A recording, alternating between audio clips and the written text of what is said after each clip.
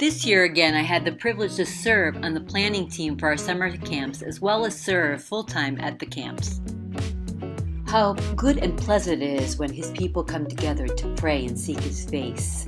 Almost 70 people from churches from all over Beja came to this year's prayer camp. The theme was Pray, Seek, and Knock, with an emphasis on Ephesians 6:9, that we would not grow weary in doing good because of the promise of the harvest in His. About 70 kids and 23 leaders took a journey to Babylon in this year's kids camp and learned about the courage, faith, and faithfulness of Daniel and his friends.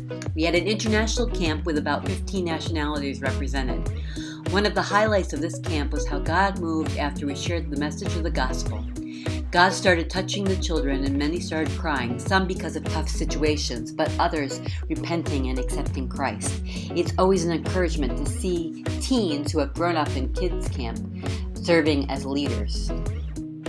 At teen camp, 68 teens and about 30 leaders looked at facing their fears at this camp themed Fear Factor. In my group were young teens, and although they were well behaved, it sometimes seemed like we were not breaking through.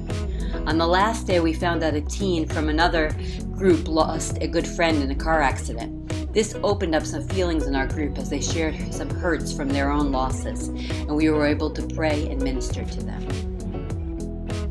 Youth camp was a little more relaxed with about 50 people in all. The theme was Who is God? We looked at hard questions such as, how can a good God allow suffering? Why doesn't God make Himself more obvious?